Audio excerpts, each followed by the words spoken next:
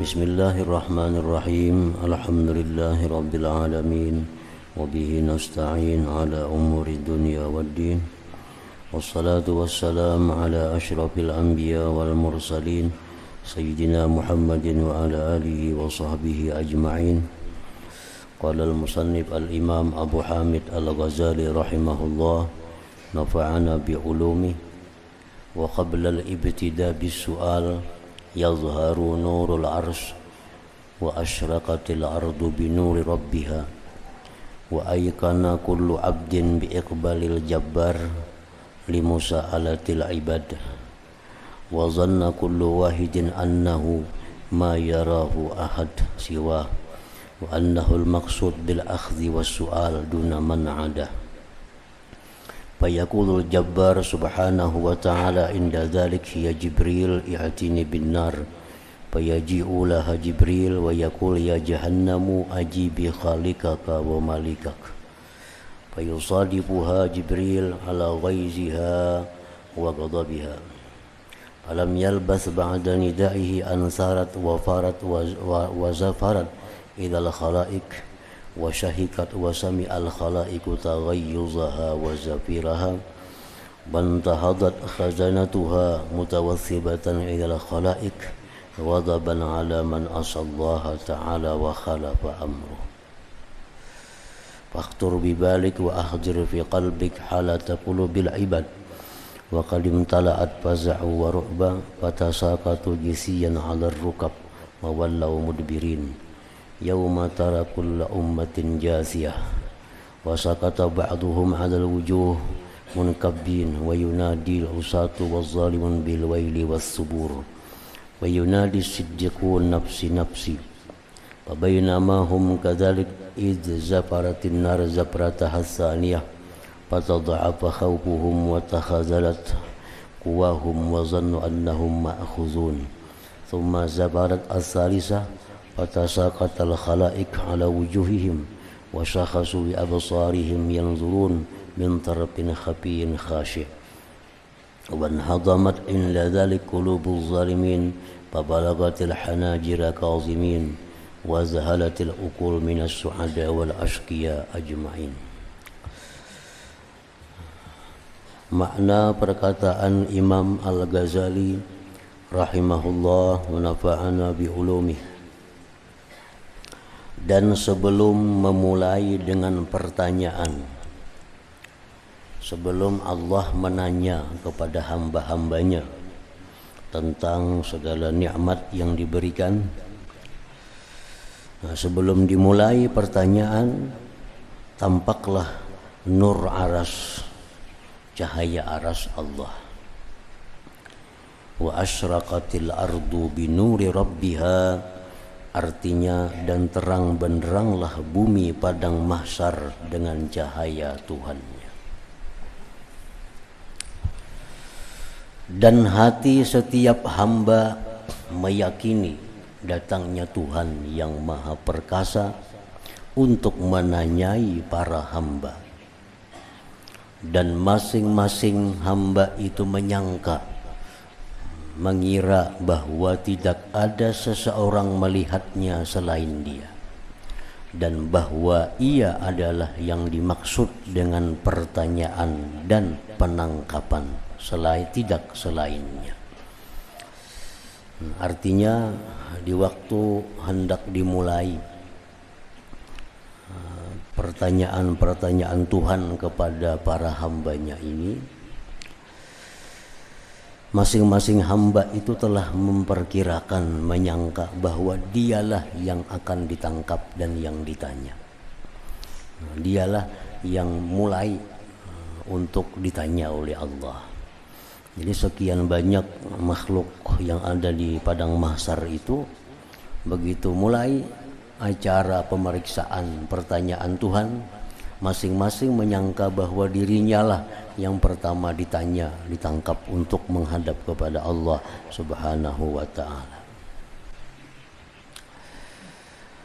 Maka Allah Subhanahu wa ta'ala yang maha perkasa berfirman ketika yang demikian, wahai Jibril, datangkanlah neraka kepadaku.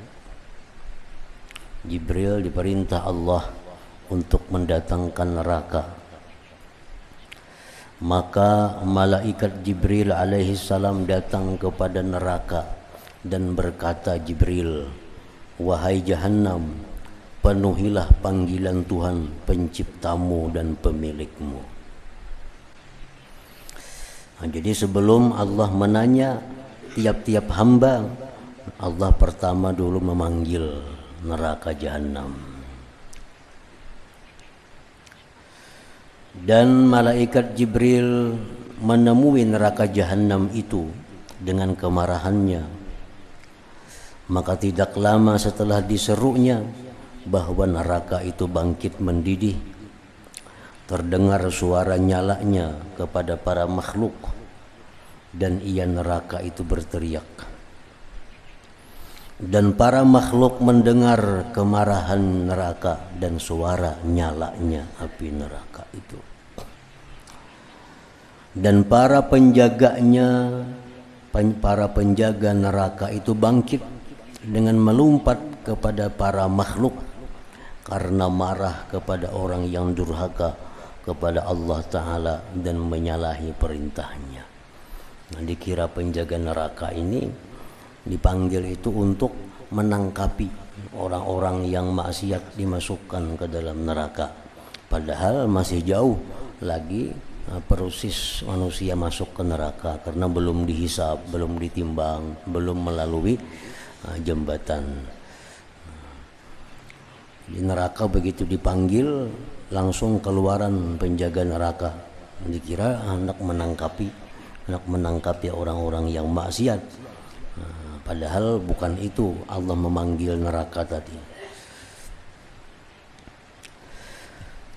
Maka lintaskanlah di hatimu dan hadirkanlah keadaan para hamba, dan hati itu telah penuh dengan kesedihan dan ketakutan.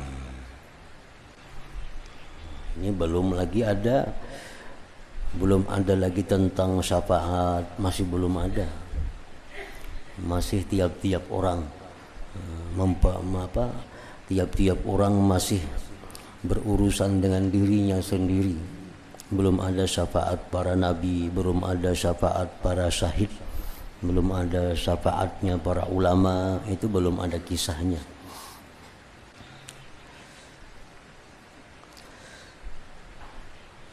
Lalu mereka manusia jatuh tersungkur atas lututnya dan mereka berpaling mundur. Begitu Allah memanggil neraka tadi, Allah memanggil neraka Jahannam, para penjaganya melompat keluar dari neraka, maka manusia yang ada di situ takut, terjatuh tersungkur dan mundur. Pada hari watara kulla ummatin jathiyah, artinya dan pada hari itu kamu lihat tiap-tiap umat berlutut. Dan sebagian mereka jatuh di atas muka-muka dengan tertelungkup.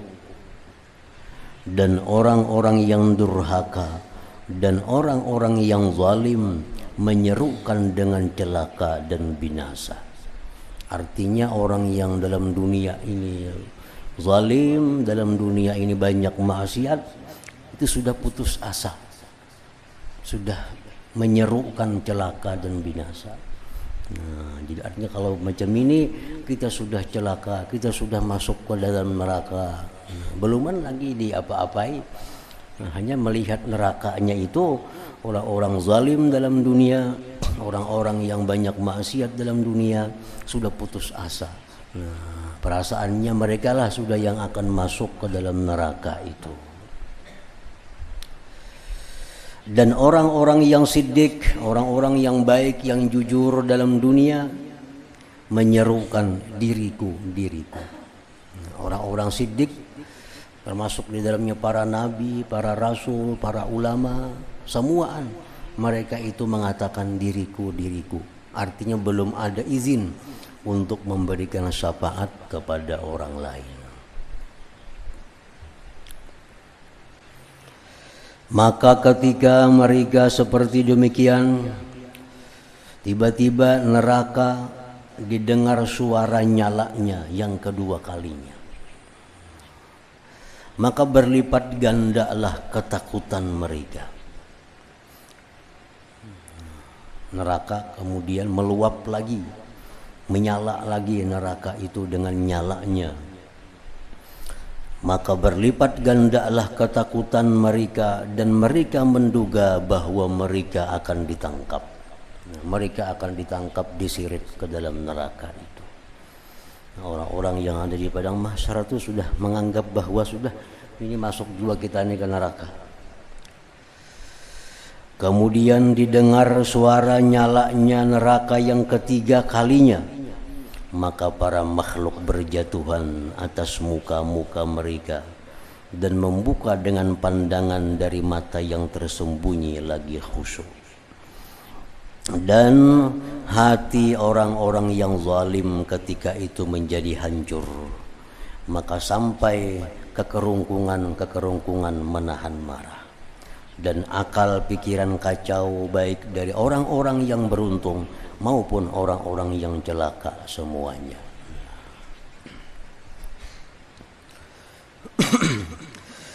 Dan setelah demikian itu Allah Ta'ala datang kepada para rasul. Lalu dia berfirman, apa jawaban dari seruanmu? Ujar Allah, wahai para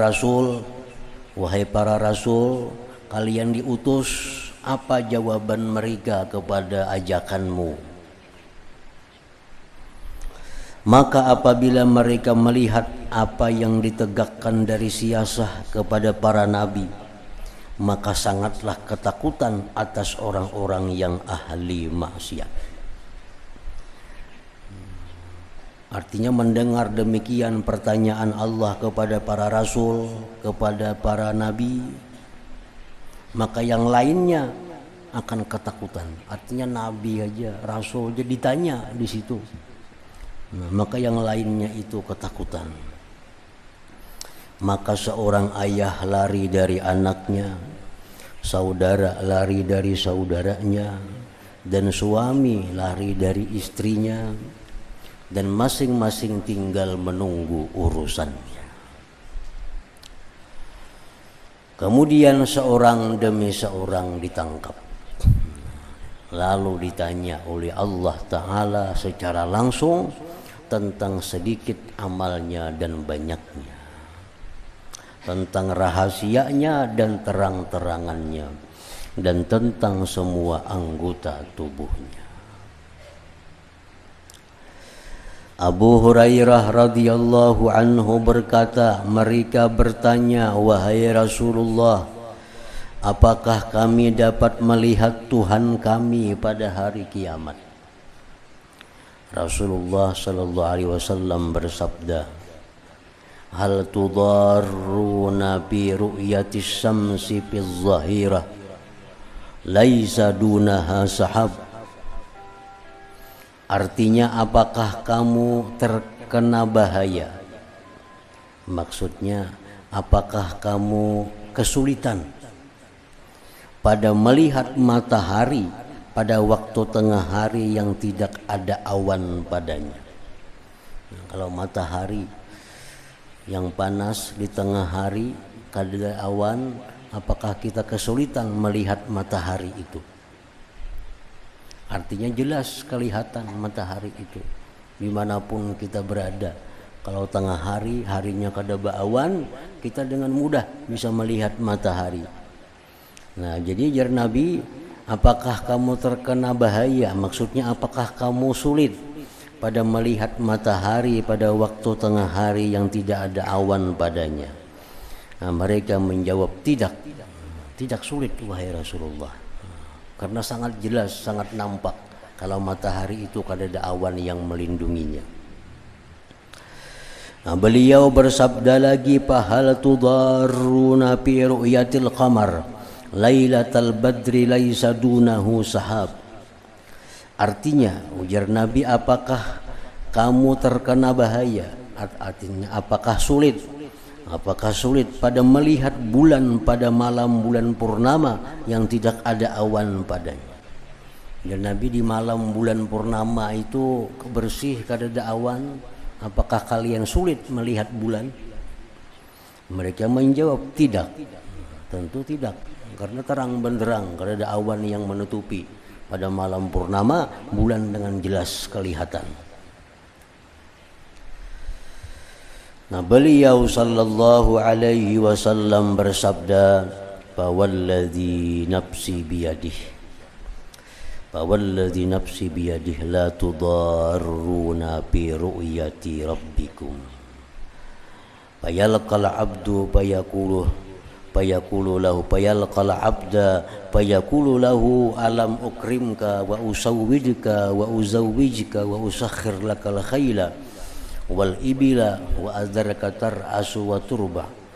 Fayaqulul abdu bala fayaqul azananta annaka mulaki fayaqulu la fayaqulu ana fa ana ansaka kama nasitani."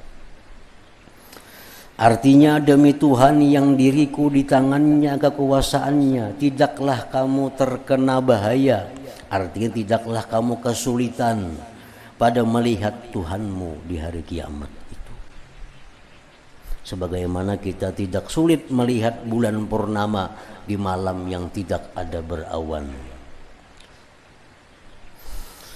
Lalu dia Tuhan menjumpai hamba, maka dia berfirman kepadanya, ujar Tuhan kepada si hamba itu, tidakkah aku memuliakanmu? Nah, dalam Quran sudah jelas Allah berfirman, walaqad karramna bani Adam. Nah, sungguh telah kami muliakan manusia itu. Ujar Tuhan, apakah tidakkah aku memuliakanmu waktu dalam dunia, mengawinkanmu, menundukkan bagimu kuda dan unta bisa ikam tunggangi, unta bisa engkau bawa barang di atasnya, dan aku biarkan kamu menjadi kepala pemimpin dan berlapang-lapang. Hamba itu menjawab, ya benar. Maka Allah berfirman, apakah kamu menduga bahwa kamu akan menjumpaiku? Ya Tuhan, apakah engkau menyangka bahwa engkau akan bertemu denganku? Lalu hamba itu menjawab, tidak. Maka Allah berfirman, maka aku akan melupakanmu sebagaimana kamu telah melupakanku di alam dunia, maksudnya. Nah, ini orang-orang yang di dalam dunia lalai kepada Allah karena harta bendanya. Orang dalam dunia lalai kepada Allah karena pangkat dan kedudukannya. Akhirnya di akhirat dia akan dilupakan oleh Allah, kada dihiraukan oleh Allah.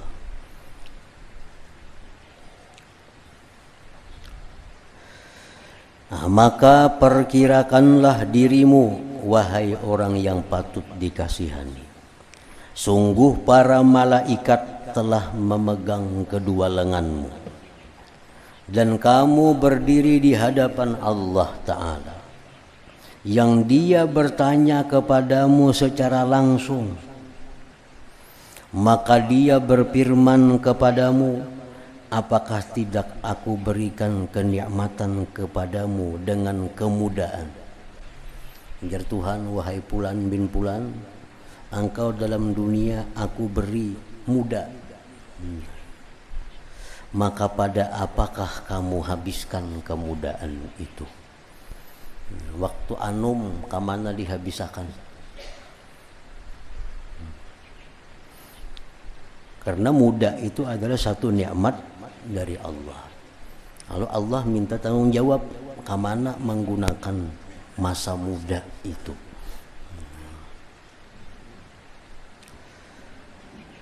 Tidakkah aku tangguhkan umurmu? Ya Tuhan, apakah kamu tidak aku panjangkan umur? Mungkin aku beri umur 40, akhirnya mati. Atau diberi umur 50, atau diberi umur 60. maka pada apakah kamu lenyapkan? Untuk apa kamu menghabiskan umur yang 50 tahun itu? Nah, orang yang menuntut ilmu, dia menjawab, dia habiskan untuk menuntut ilmu. Orang yang mengajar ilmu, dia habiskan, dia jawab, dia habiskan mengajarkan ilmu. Orang yang ahli ibadah, dia jawab, dia habiskan umurnya untuk beribadah kepadamu. Orang yang ahli dagang, dia jawab bahwa dia habiskan untuk berdagang. Orang yang bertani, dia jawab, ulun habiskan untuk bertani. Nah, disitulah semuaan manusia menjawab dengan pekerjaannya di dalam dunia itu. Nah, Allah bertanya, tidakkah aku tangguhkan umurmu, tidakkah aku panjangkan umurmu, artinya maka pada apakah kamu lenyapkan umur itu? Umur 50 tahun ke Tuhan ikam ku beri sagan apa? Tidakkah aku berikan rezeki harta kepadamu? Tidakkah aku berikan rezeki harta kepadamu? Maka dari manakah kamu peroleh dan pada apakah kamu belanjakan? Jadi harta ini dua pertanyaannya, di mana dapatnya ikam sugih itu? Yang sagan apa kesugihan ikam itu? Ikam tukarakan napa-napa? Apakah tidak aku muliakan kamu dengan ilmu? Maka apa yang kamu perbuat pada apa yang kamu ketahui? Ikam kemuliakan dengan ilmu, disampaikan kepada engkau ini baik, ini baik. Nah, apakah kamu mengamalkan dengan apa yang diberikan kepadamu dari ilmu itu? Nah, itu salah satu daripada pertanyaan-pertanyaan Allah yang dilontarkan kepada hambanya. Maka bagaimana kamu melihat rasa malumu? Maka bagaimana kamu melihat rasa malumu? Dan dia menghitung atasmu akan segala nikmatnya serta perbuatan-perbuatan maksiatmu dan pemberian-pemberiannya serta kejahatan-kejahatanmu. Dan kalau kamu mengingkari, maka anggota-anggota badanmu menjadi saksi atasmu. Nah, disitulah kita akan sangat malu di hadapan Allah kalau kita banyak menerima nikmat tapi kurang taat kepada Allah, apalagi banyak maksiatnya.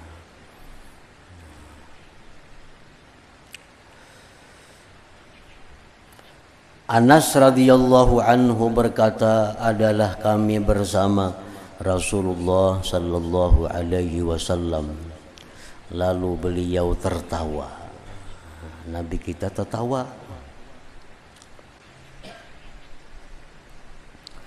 Kemudian beliau bersabda, atadrun mimma adhak? Artinya, apakah kamu tahu karena apakah aku tertawa tadi? Karena Nabi ini manusia yang bukan seperti manusia. Beliau melihat apa yang tidak dilihat oleh manusia biasa. Beliau bisa mendengar apa yang tidak didengar oleh manusia biasa. Lalu kalau sidin itu tertawa, tentu ada yang sidin lihat, ada yang sidin dengar, walaupun yang di sampingnya kadang melihat apa-apa, kadang mendengar apa-apa. Nabi bisa ketakutanan, padahal yang di sampingnya kadang melihat apa-apa, kadang mendengar apa-apa. Tapi Nabi melihat apa yang kita kadang melihat, sidin mendengar apa yang kita kadang mendengar.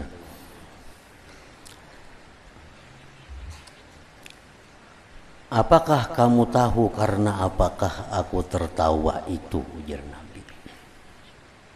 Kami menjawab, Allah dan Rasulnya lebih tahu. Yang tahu itu Allah aja dan Rasulnya. Beliau sallallahu alaihi wasallam bersabda, min mukhatabatil abdi rabbah yaqul ya rabbi alam tujirni minaz zulmi qal yaqulu bala qal fa inni la ujizu ala nafsi illa shahidan minni fayaqul kafa bi nafsika al-yawma 'alaika hasiba wa bil kiramil katibina syuhuda. Qala fayuhtamu 'ala fihi wa yuqalu li arkani intiqi. Qala fatantiku bi a'malihi thumma yukhalla bainahu wa bainal kalam fayaqulu li a'dha'ihi bu'dan lakunna wa suhkan fa'an kunna kuntu unadil. Artinya di antara pembicaraan seorang hamba dengan Tuhannya yang terjadi pada hari kiamat itu, hamba itu berkata, wahai Tuhan, tidakkah engkau selamatkan aku dari kezaliman? Alam tujirni minal zulmi. Adakah tidak engkau telah menyelamatkan aku dari kezaliman? Rasulullah bersabda, Allah Ta'ala berfirman, iya, aku yang menyelamatkan engkau dari kezaliman. Beliau bersabda lagi, lalu hamba itu berkata, sesungguhnya aku tidak membolehkan atas diriku melainkan menjadi saksi. Maka Allah berfirman, cukuplah dirimu pada hari ini sebagai pembuat perhitungan atasmu dan dengan malaikat yang mencatat amal itu menjadi saksi. Beliau SAW bersabda, maka dikunci atas mulutnya dan dikatakan kepada anggota-anggota badannya, berbicaralah. Beliau bersabda, maka anggota-anggota badannya berbicara tentang amal-amal perbuatannya itu. Tangannya berkata, matanya berkata, telinganya berkata, kakinya berkata, kemaluannya berkata. Nah, semuaan menjadi saksi kepada orang tersebut, sedangkan orang itu dikunci mulutnya.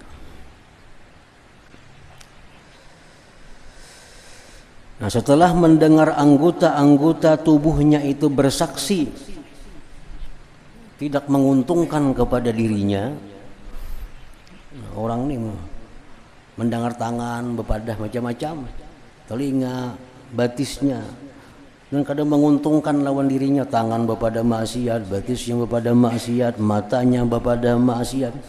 Lalu ujar orangnya ini, binasalah bagimu dan terjauhlah, maka daripada kamu aku membela.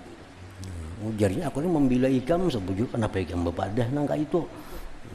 Itu nama ulah Nabi tatawa tadi. Aku ini menyelamatkan ikam, jarinya menyelamatkan ikam supaya jangan ke neraka. Kenapa ikam bepadah mencuntaan bepada kasana kamari? Binasalah bagimu dan terjauhlah, maka daripadamu aku membela. Aku ini berkulim ini supaya ikam selamat, wahai tangan, wahai batis, wahai parut, wahai mata. Kenapa ikam bepadah pernah melihat nang haram, mendengar nang haram, menjapai nang haram? Itu yang membuat Nabi kita tertawa. Nang kada diketahui oleh sahabat apa sebabnya Nabi tertawa. Rupanya sidin melihat demikian itu. Maka kita berlindung dengan Allah daripada dipermalukan atas khalayak ramai dengan persaksian anggota-anggota badan. Alangkah malunya kita dipermalukan di padang orang banyak dengan persaksian anggota-anggota tubuh kita sendiri ini. Kecuali bahwa Allah Ta'ala berjanji kepada orang mukmin bahwa dia menutupi kejelikannya dan tidak mengetahui atasnya oleh selainnya. Allah berjanji terhadap orang-orang yang beriman kepada Allah bahwa ditutupi kejelikannya itu, dan hanya Allah yang mengetahui kejelikannya itu. Artinya orang-orang yang mukmin itu Allah berjanji waktu menghisap, menanyakan amal perbuatan itu di tempat yang tidak diketahui oleh khalayak ramai. Seseorang bertanya kepada Ibnu Umar radhiyallahu anhuma, ia berkata kepadanya, bagaimana engkau mendengar Rasulullah sallallahu alaihi wasallam bersabda tentang najwa rahasia. Maka Ibnu Umar radhiyallahu anhu berkata, Rasulullah sallallahu alaihi wasallam bersabda, "Yadnu ahadukum min rabbih hatta yad'a kanafahu alaih, fayaqul amilta kadza wa kadza, fayaqulu na'am, fayaqul amilta kadza wa kadza, fayaqulu na'am, thumma yaqul inni satartuha alaika fid dunya fa inni aghfiruha lakal yaum." Artinya, Rasulullah bersabda, seseorang dari kamu dekat dengan Tuhannya sehingga dia Tuhan meletakkan lindungannya atasnya orang itu. Maka dia berfirman, kamu telah berbuat ini dan ini. Jika dia Tuhan dalam dunia melakukan ini. Lalu orang itu menjawab, iya benar wahai Tuhan. Lalu dia berfirman, kamu telah berbuat ini dan ini. Jika dia Tuhan dalam dunia berbuat nangka ini, orang kadang tahunya. Pada ikam ini melakukan ini, orang kada tahu. Ikam melakukan maksiat ini, orang kada tahu. Bujur kada ya Tuhan? Menjawab iya bujur. Kemudian dia Allah berfirman, sesungguhnya aku menutupinya atasmu di dunia. Nah, ya Tuhan tuh tutupi dalam dunia sehingga orang kada tahu aib ikam. Orang kada tahu maksiat ikam, aku tutupi itu. Dan sesungguhnya aku mengampuninya bagimu pada hari ini. Nah, jadi artinya apabila berbuat satu kemaksiatan itu, kita tutupi maksiat itu, jangan sampai tahu orang lain. Jangan dikisah-kisahkan. Nah, berbuat satu kemaksiatan jangan dikisah. Apalagi di tengah orang banyak, jangan. Berbuat satu dosa, simpani dosa itu. Biar Allah menutupinya. Nah, karena Allah akan mengampuni dosa itu. Tapi kalau kita berbuat maksiat, ada yang tahu, nah apalagi di tengah orang banyak, nah karena Allah pun di sana menyidang kita di tengah orang banyak juga. Kalau kita berbuat maksiat hanya kita yang tahu, orang lain kada yang tahunya, karena di akhirat Allah menanya kita di tempat perlindungannya. Nah orang lain kada melihat, kada mendengar, tanya jawab kita dengan Allah. Nah bila demikian maka Allah akan mengampuninya itu. Jadi oleh karena itu sunat hukumnya, bahkan ada yang mengatakan wajib hukumnya menyimpan perbuatan dosa itu. Jangan dikisah-kisahkan dosa, apalagi jadi kebanggaan. Berbuat dosa jadi kebanggaan. Itu mengganali dosanya. Dosa yang sebenarnya halus karena dibangga-banggakan jadi gana dosanya. Apabila inya kada tobat kepada Allah, karena di akhirat Allah menyidang inya di tengah orang banyak juga. Di tengah orang banyak juga. Dan sungguh Rasulullah SAW bersabda, man satara ala mu'minin auratah satarallahu auratah yaumal qiyamah.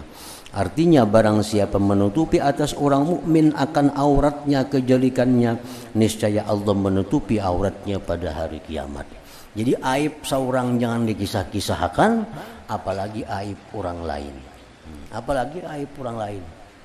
Aib seorang disembunyikan, aib orang lain pun kalau kita kebetulan tahu aib orang, beranai, jangan dikisah-kisahkan artinya.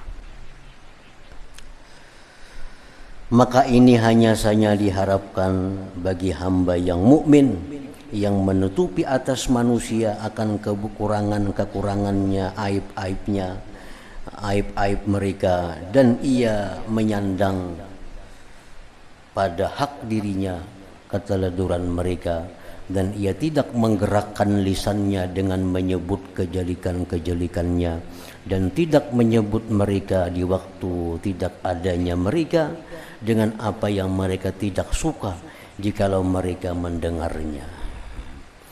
Maka orang ini patut dibalas dengan sepertinya pada hari kiamat. Artinya kalau kita pandai menutupi aib orang lain, Allah pun membalas, kadang akan membuka aib kita di khalayak ramai di padang mahsyar itu. Dan perkirakanlah bahwa ia telah menutupinya dari selainmu. Tidakkah mengetuk pendengaranmu panggilan kepada menghadap Allah, menghadap kepada Allah. Maka cukuplah bagimu ketakutan itu sebagai balasan dari dosa-dosamu. Nah, kita ketakutan itu kan sudah cukup sebagai balasan dosa-dosa kita ini. Ketakutan kena menghadap Allah, ketakutan diparakakan neraka, ketakutan kita melihat penjaga neraka melompat-lompat hendak menangkap kita. Nah, ketakutan itu sudah cukup sebagai penebus dosa. Ketika kamu dipegang dengan ubun-ubunmu, lalu digiring, dan hatimu berguncang, dan pikiranmu terbang, lalu sendi-sendimu gemetar, dan anggota-anggota badanmu berguncang, warnamu berubah, dan alam bagimu karena sangat huru haranya itu menjadi gelap gulita. Itu cukuplah sudah ketakutan itu sebagai balasan dari dosa-dosa yang kita perbuat dalam dunia. Jangan lagi ditambah dengan ketakutan-ketakutan yang lain, apalagi sampai masuk ke dalam api neraka artinya. Perkirakanlah dirimu dengan sifat ini, kamu melangkahi leher ketika malaikat disuruh Allah menangkap kita untuk dibawa kepada Allah, dibawa ke hadapan Allah, sedangkan kita berada di barisan belakang umpamanya. Nah, kamu melangkahi leher-leher, merubik barisan-barisan dan digiring sebagaimana digiring kuda yang ditarik. Dan semua makhluk mengangkat penglihatannya kepadamu. Maka perkirakanlah dirimu bahwa kamu berada di tangan para malaikat yang diserahi denganmu dengan sifat ini. Sehingga sampailah kamu kepada aras Tuhan yang Maha Penyayang. Lalu mereka malaikat melimparkanmu dari tangan mereka. Dan Allah Subhanahu wa ta'ala memanggilmu dengan keagungan firman-Nya. Wahai anak Adam, mendekatlah denganku. Maka kamu mendekatinya dengan hati yang berdebar, bersedih hati serta takut, dan mata yang khusyuk, hina, dan hati yang hancur. Dan kamu diberi buku catatan amalmu yang tidak meninggalkan yang kecil dan yang besar, melainkan dihitung. Maka banyak perbuatan yang keji yang kamu melupakannya ada dalam daftar itu. Karena kita kada ingat lagi, lalu kada sempat tobat. Jangannya tobat, kita hapus juga itu. Kita berbuat dosa, kita tobat, kada ada lagi dalam buku itu. Nang jadi masalah itu kita berbuat dosa, kada ingat tobat, mati, nah daftar amal nang jahat itu di dalam buku. Nah, begitu kita menghadap Allah, diberi buku catatan amal lengkap. Kada ada amal nang halus, nang ganal, semuaan ada hitungannya. Maka banyak perbuatan yang keji yang kamu melupakannya, lalu kamu ingat kepadanya, dan banyak dari ketaatan yang kamu lalai dari penyakit-penyakitnya. Maka terbuka bagimu daripada kejelikan-kejelikannya. Maka berapa banyak rasa malu bagimu dan rasa takut, dan berapa banyak pembatasan dan kelemahan bagimu. Maka sekiranya aku tahu dengan tapak kaki yang mana aku berdiri di hadapannya, dan dengan lisan yang mana kamu menjawab, dan dengan akal yang mana kamu memikirkan apa yang kamu katakan di hadapan Allah Subhanahu wa ta'ala. Nah, kemudian tafakkurkanlah tentang besarnya rasa malu.